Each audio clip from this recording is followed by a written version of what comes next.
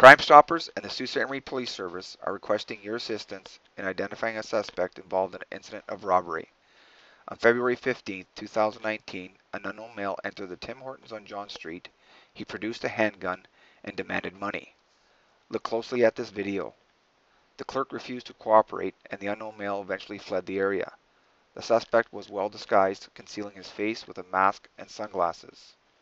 The Sault Ste. Police Service followed the unknown male's tracks to Allard and McNabb Street, where they lost the tracks on the roadway. If you can identify this person and your tip leads to an arrest, you may be eligible for a cash reward.